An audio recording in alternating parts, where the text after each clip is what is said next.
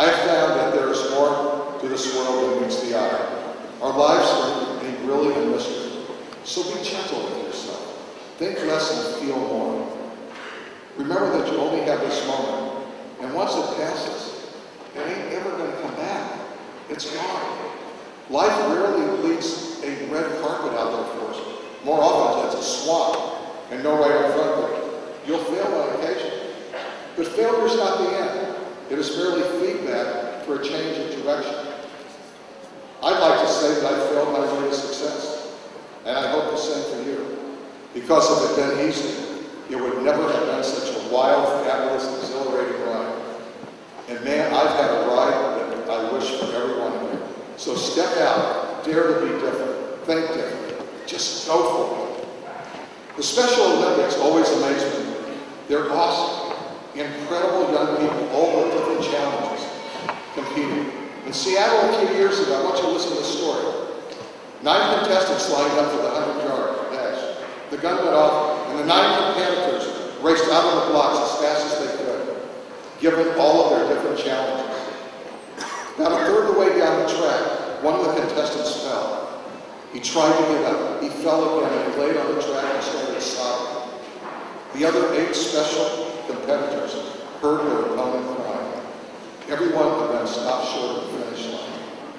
One by one, they went back to where the young man fell and helped him up. And all 8 of them, the 9 racers, joined hands and walked across the finish line together.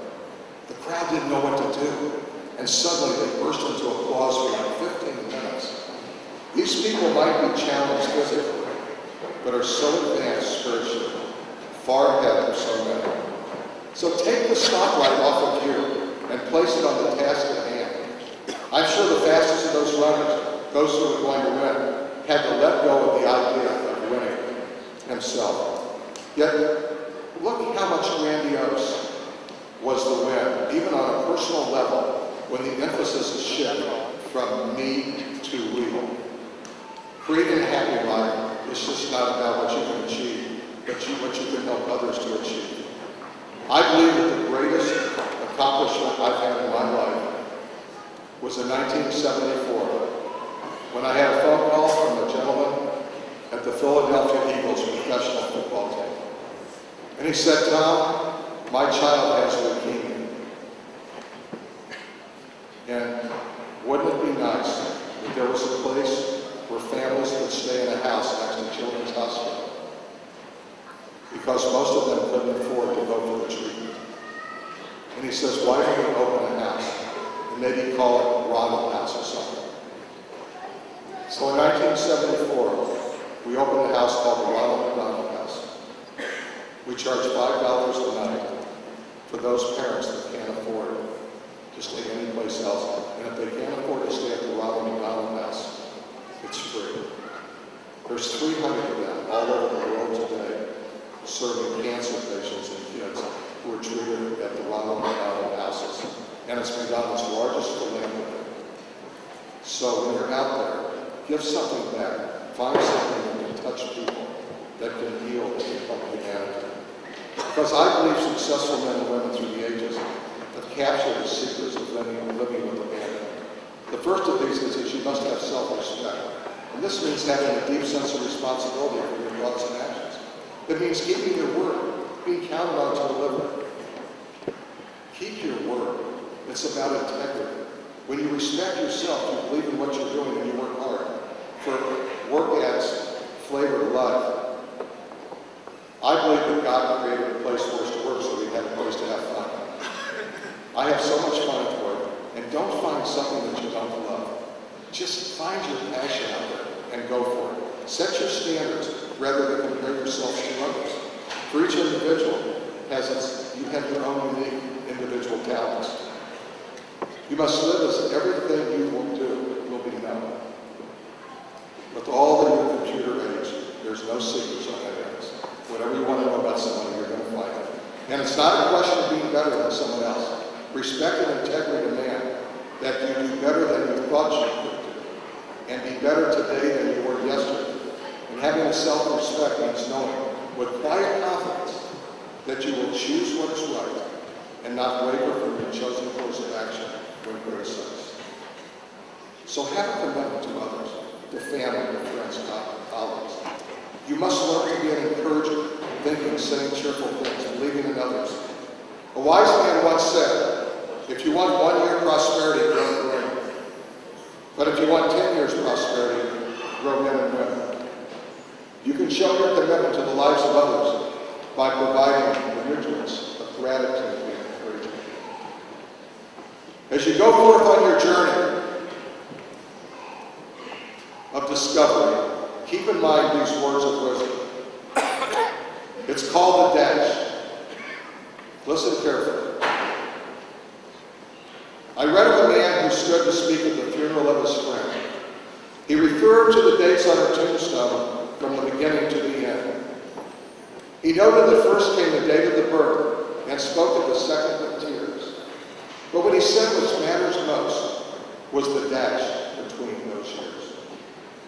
For that dash represents all the time she spent alive on earth. And know now only those who loved her know what that little line is worth. For it matters not how much we own, the cars, the house, the cash. What matters is how we live and love when we're living out the dash. If we could just slow down enough to consider what's true and what's real, and always try to understand how other people feel, and be less quick to anger, and show appreciation more, and love the people in our lives like we've never loved before. If we treat each other with respect and more often wear a smile, remember that the special dash might only last a while. So when your eulogy is being read with your life's actions to rehash, will you be pleased what there's to say about how you spent your dash? That's all we have, is that little dash. When we were born, and we go on to another life. So I want to tell you this. Everything that I just shared with you today, it isn't it. What I've said to you ain't it. Not 1 ounce of it. You will not be able to determine its value as you sit listening to me in this moment. The true value will be in the results that you create in your life. And only then can you look back and understand the wisdom offered in these crucial moments of change.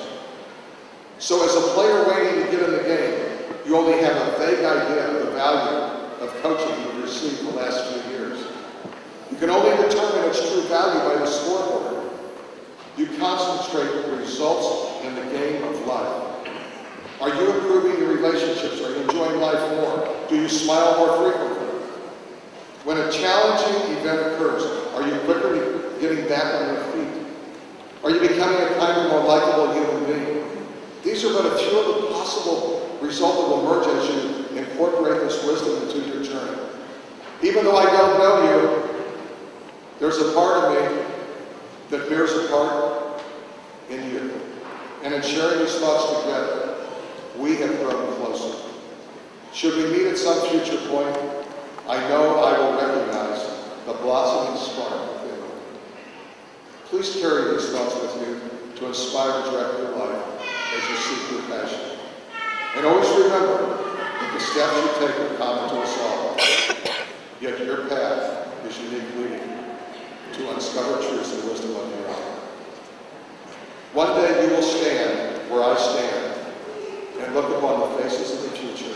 Remember the path you traveled to success and offer your own words of wisdom as they were once offered to you.